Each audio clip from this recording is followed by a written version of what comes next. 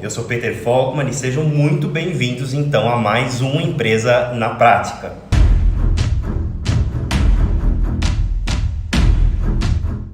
Bom, eu vou começar explicando para vocês rapidamente sobre os tipos de holding que existem. Eu vou falar especificamente hoje de holding patrimonial e familiar, que é o que a gente tem, que é exatamente a estruturação que a gente conseguiu criar para dentro do nosso modelo de negócio.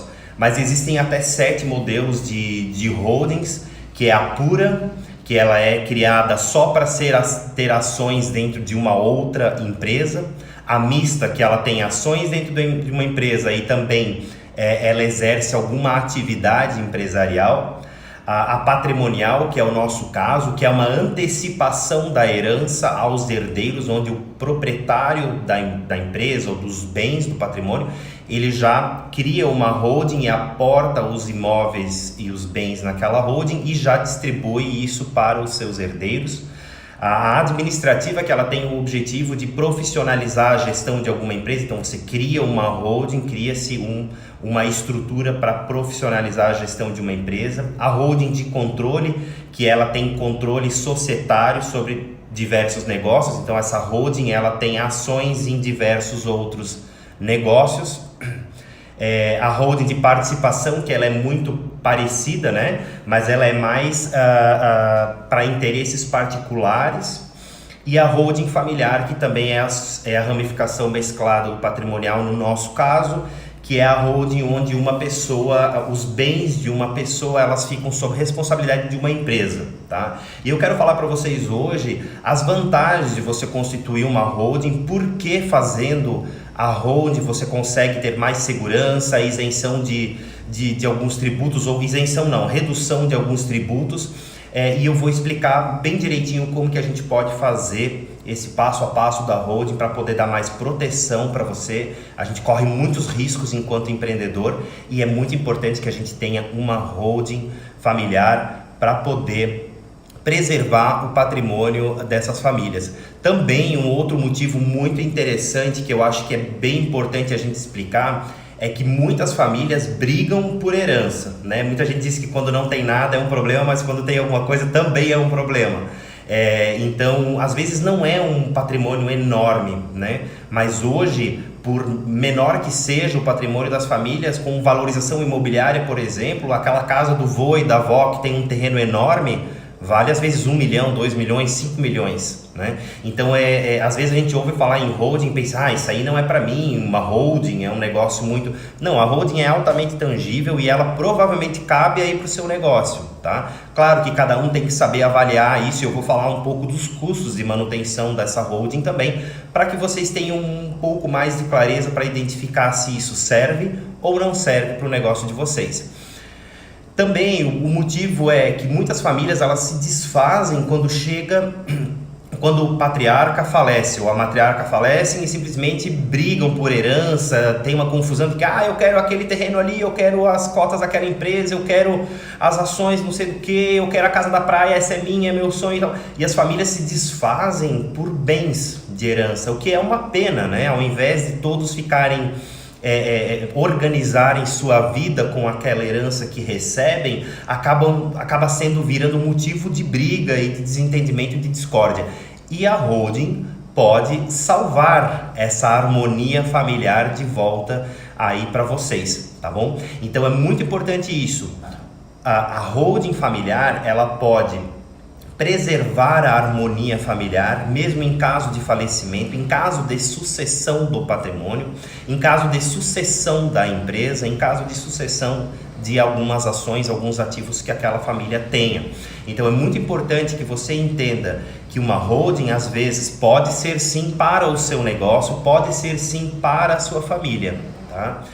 O grande erro de muitas pessoas é simplesmente achar isso não é para mim, isso não cabe para mim, mas as pessoas sequer se deram ao trabalho de fazer uma análise do patrimônio que elas têm. E é uma análise um pouquinho mais criteriosa, não é simplesmente eu acho que essa casa vale tantos R$1.000, tá tudo certo. É você realmente elencar o patrimônio, os imóveis que tem, aplicações que eventualmente tem, a participação que eventualmente tem em algum negócio, alguma coisa, alguma empresa, né? E aí você consegue, diante desse mini estudo que você fizer do seu próprio patrimônio, você consegue fazer a análise da viabilidade ou não, tá? Um ponto muito importante que as pessoas muitas vezes, que também nos motivou principalmente em fazer uma holding logo com todo mundo em vida ainda, é justamente porque os custos de transmissão desses tributos depois, pós-morte, é muito caro.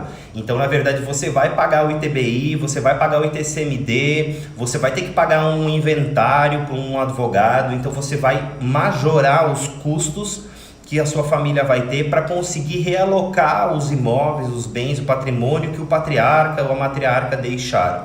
Então, é extremamente importante que a gente preste muita atenção em cada um desses detalhes, porque eles organizam a nossa família, eles organizam, já delimitam o que é percentual de cada um. Por um exemplo, uma pessoa falece e ela simplesmente deixou uma casa, sei lá, uma casa da praia e a casa onde ela morava. Ah, mas aí eles vão ficar naquela briga, a casa da praia vale menos que a casa que morava, ou o contrário, enfim. E aí um irmão vai ter que indenizar o outro, o irmão não tem dinheiro para indenizar o outro, e aí começa a brigar. Ah, então vamos vender tudo, aí a primeira proposta que aparecer, vende e embolsa o dinheiro. Mas a primeira proposta que aparecer, provavelmente o cara vai sugar uma boa parte daquele patrimônio. Então o grande problema é justamente isso. Cria-se uma discórdia e acaba não sendo vantajoso para a família, porque a família acaba motivando uma venda daquele patrimônio só para resolver o problema familiar. O que na verdade pode acabar acarretando num prejuízo financeiro para todo mundo, tá? Se você tem a holding, você simplesmente pode dizer: a holding vai ser dona dos 2 imóveis. No futuro, quando eles podem ser locados, ninguém vai usar, cada um mora na sua casa independente da holding. A holding vai locar os 2 imóveis, os rendimentos entram na holding e eles são distribuídos conforme as cotas dos acionistas. Lá, se são 2 filhos, cada um fica com 50% das cotas e resolvido o problema. Você não precisa ficar fazendo uma divisão patrimonial, um acerto de contas ou queimar um imóvel na primeira proposta de venda que aparecer, tá bom? Então é extremamente importante que a gente saiba que o ponto da holding é para evitar briga familiar, evitar altos custos de transmissão pós-morte, evitar tributos desnecessariamente, custos jurídicos desnecessariamente pós-morte, que são muito mais altos. Então é muito comum alguns herdeiros não terem dinheiro para herdar. É isso mesmo. Alguns herdeiros não têm dinheiro para herdar a herança que os seus pais deixam. Por que isso? Porque os custos de transmissão são extremamente elevados. Às vezes as pessoas precisam vender um imóvel para quitar. Você já deve ter ouvido falar sobre isso, que o avô, a avó morreram e os tios tiveram, para poder fazer fragmentação do imóvel, por exemplo, um desmembramento daquele imóvel, vão gastar com engenheiro, vão gastar com procedimento jurídico, vão gastar com taxas, tarifas incansáveis. Vão fazer o desmembramento e daquele terreno ele vai ser vendido para custear aquela transação toda. Então, se aquilo tudo fosse transacionado dentro de uma holding, talvez você conseguiria organizar isso de uma maneira muito mais tranquila, porque você já faria isso antes do falecimento. Você consegue trabalhar com uma programação da tua família e você consegue trabalhar com uma união, uma junção de todos as peças familiares, aportando naquela mesma holding e ela resolvendo e distribuindo todo esse imbróglio que geralmente acontece no falecimento de um ente da família. Então, vamos falar sobre os benefícios. Eu acho que isso é o mais interessante. Eu estou falando até agora das vantagens que ela tem e eu quero falar para vocês principalmente dos benefícios da holding. A holding ela serve como protecionismo do teu patrimônio e também para um planejamento familiar e uma redução da carga tributária. Planejamento familiar eu acabei de explicar para vocês. Vou explicar um pouco sobre o protecionismo do teu patrimônio e por último eu vou acabar explicando sobre a carga tributária. Então, sobre o protecionismo do teu patrimônio, você empresário tem um negócio, todo negócio tem um risco. Se você tem esse risco, você precisa calcular esse risco. E o risco é do teu negócio, CNPJ. Você, pessoa física, tem uma casa e uma casa de praia, hipoteticamente. Não necessariamente esse patrimônio precisa entrar nos problemas do teu CNPJ. Então você consegue separar isso tudo desde que você tenha 2 CNPJs, um com a tua empresa e um com o teu patrimônio. Por que você vai criar um CNPJ para esse patrimônio? Porque você tem 2 filhos, 3 filhos, ou não tem filhos, quer deixar para algum herdeiro? Enfim, você pode nesse CNPJ indicar quem são os sócios proprietários dessa empresa. E se essa empresa tem os seus imóveis, eles teoricamente já são donos do seu imóvel e você ainda está em vida. Você pode ter apenas 1% dessa empresa e deixar 99% para os seus herdeiros.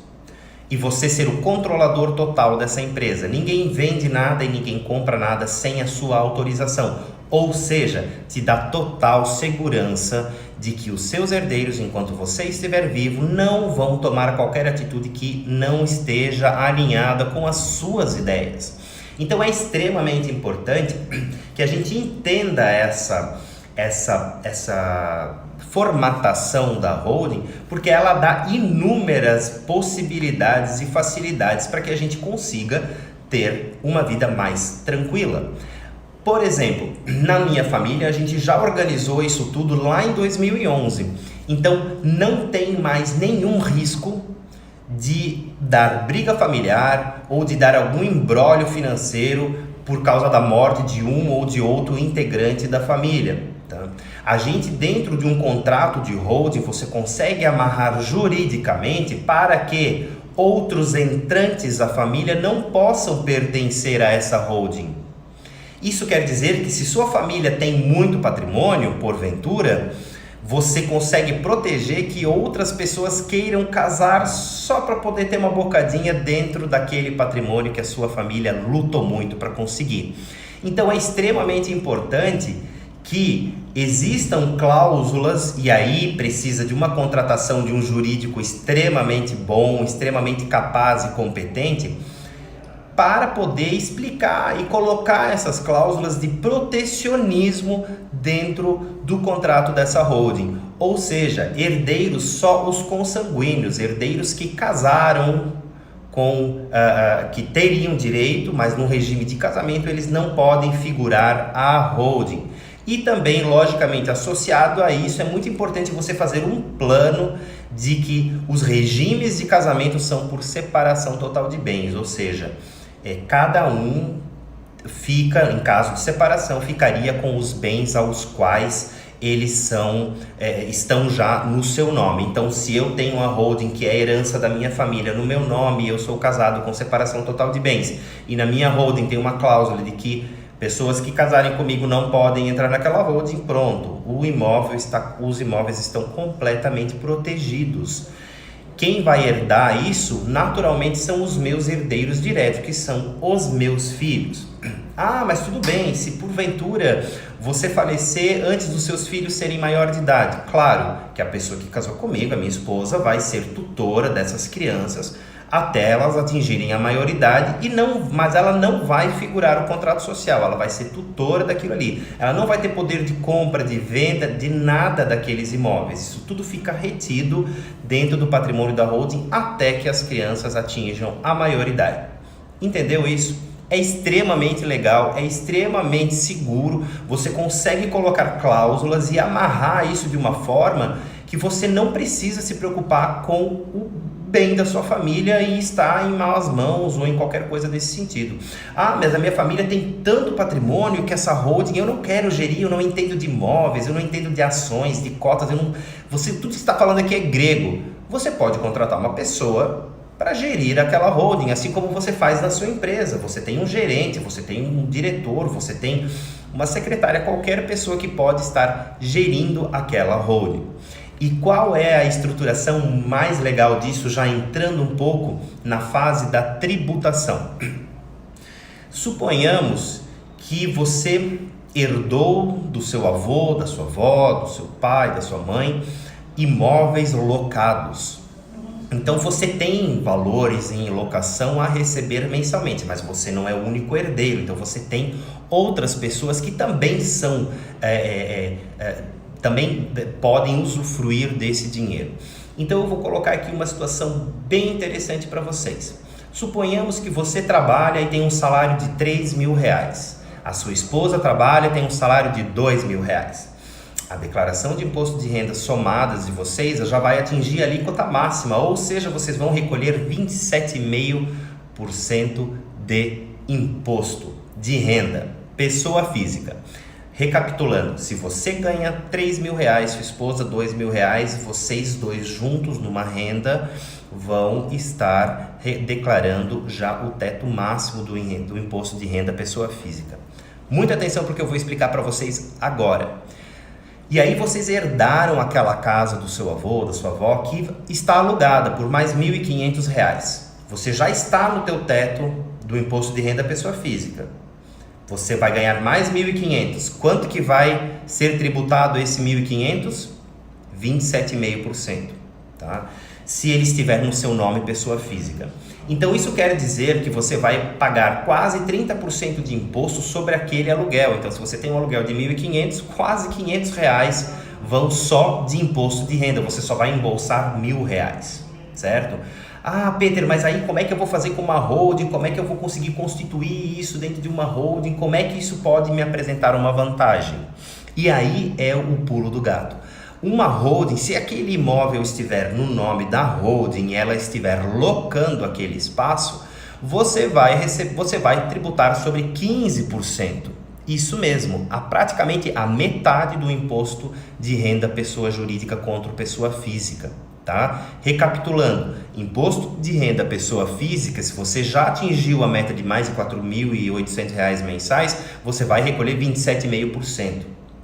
E na pessoa jurídica, numa holding, você vai recolher 15% sobre aquele imposto. Então você vai economizar R$ 250 por mês.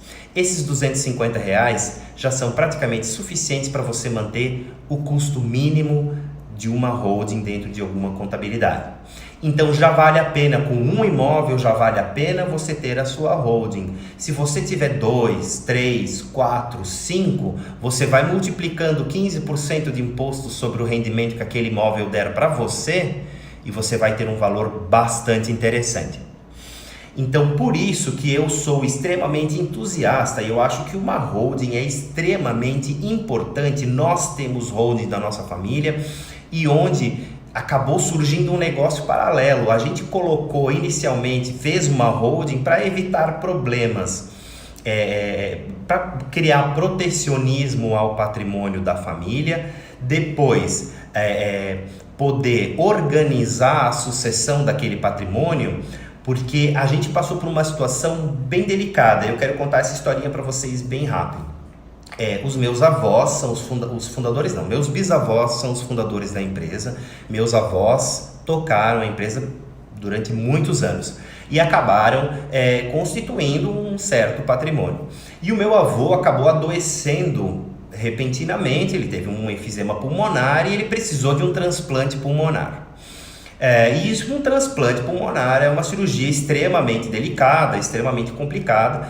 E ele se mudou da nossa cidade, foi morar em Porto Alegre por inúmeros motivos. Durante o tratamento dele, ficou praticamente 1 ano morando em Porto Alegre e o patrimônio estava todo no nome dele e da minha avó. Não existia esse planejamento familiar nem sucessório e simplesmente o meu avô entrou com complicações durante todo esse processo e aí quando a gente fez o cálculo do inventário do que seria para poder fazer a transmissão desses imóveis, desse patrimônio familiar, seria um valor exorbitante, mesmo porque aí transmissão, você vai pagar o ITCMD que é de 8%, né? E aqui a gente conseguiria tentar fazer com doação, também vai pagar 8%, ou ainda integralizando para uma holding pagaria menos ainda. Mas enfim, a gente não teve muito tempo para pensar. Eu ainda era adolescente naquela época, não participei desse processo,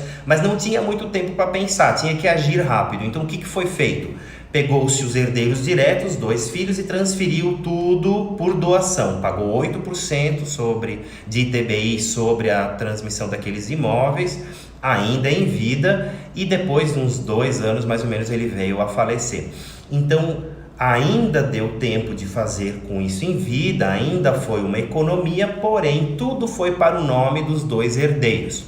Hoje, eu sou o herdeiro, o próximo herdeiro desse patrimônio, e simplesmente vou ter que pagar todo esse imposto de 8% sobre o valor do imóvel. Então você pensa comigo, aquela casa daquele vovô e daquela vovó, lá do interior, que o terreno às vezes tem 100 mil metros quadrados, é imenso, não valia nada na época em que eles herdaram, ganharam ou compraram aquilo, e hoje em dia tem um valor imenso, de R$1 milhão, por exemplo, você vai pagar R$80 mil só para herdar aquele imóvel, tá? Então, traduzindo em miúdo, se você quiser hoje herdar alguma coisa da sua família, você tem que ter dinheiro para isso, porque você vai ter que tirar do bolso os R$80 mil para poder transferir aquele imóvel para o seu nome.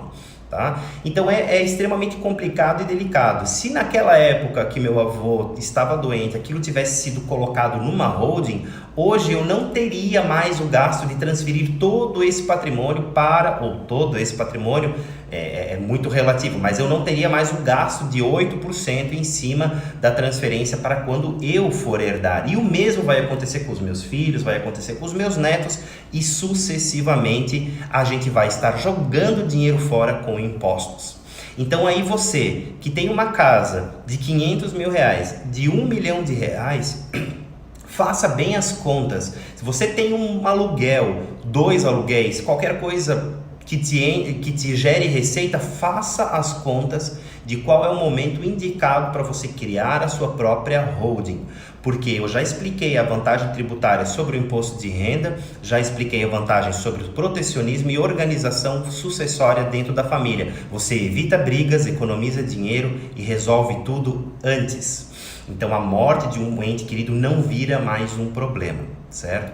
Aí em 2011 eu comecei a estudar sobre holdings, eu acho esse assunto extremamente interessante, e comecei a formatar. Conversei com alguns jurídicos, conversei com alguns empresários que já tinham holding constituída e fui amarrando o nosso contrato. Criamos a holding em 2011, transferimos aos poucos os imóveis para lá, e aí existe mais um pulo do gato, mais uma vantagem que eu demorei muito para conseguir entender. A holding, quando ela é criada, uma holding patrimonial, e aqueles imóveis são só para integrarem aquela holding por a questão de protecionismo e organização familiar em herança, como eu já expliquei antes para vocês, você fazendo um aporte do imóvel, por exemplo, o avô ou a avó participam daquela holding e vão fazer um aporte do imóvel que é deles a ser dividido para os seus herdeiros. Esse valor do aporte, ele não é tributado em ITBI. Isso mesmo, o ITBI é isento para o caso de aporte de patrimônio direto dentro da holding, desde que no CNAE daquela holding você não tenha cunho locatício. Então isso quer dizer que se aquele imóvel vai para a holding apenas para protecionismo patrimônio, por uma divisão já da herança, mas ele não gera dinheiro como rendimento mensal para vocês, o vô e a avó continuam morando naquela casa, mas vocês já jogam ela para a holding. Vocês não vão pagar imposto de transferência daquele imóvel, que é o ITBI. Então, pessoal, assim, você tem a chance de economizar os 8%. Então, se o imóvel do vô e da avó vale hoje R$1 milhão, você gastaria 80 mil para receber em doação aquele imóvel.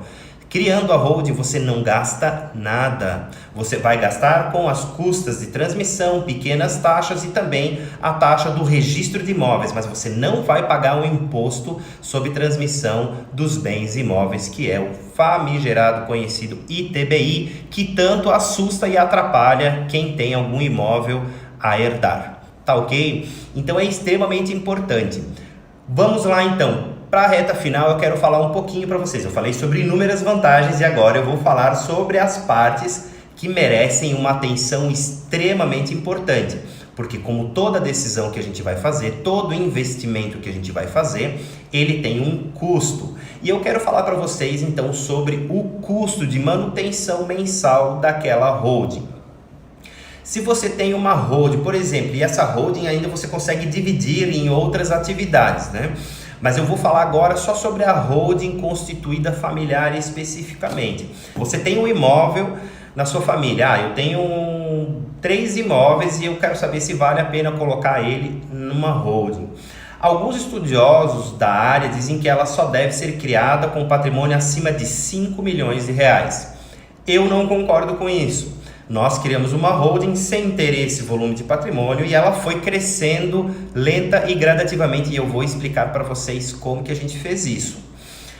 A gente simplesmente começou criando a holding, então a gente estruturou, começou a jogar imóveis que iriam ser locados, né? A gente tinha alguns imóveis locados e a gente começou a fazer essa transferência. Pagamos o ITBI e finalizamos essa holding. E depois criamos uma segunda holding que é para bens não locados. São os imóveis onde a gente mora, imóveis que a gente mesmo utiliza, então eles não são locados.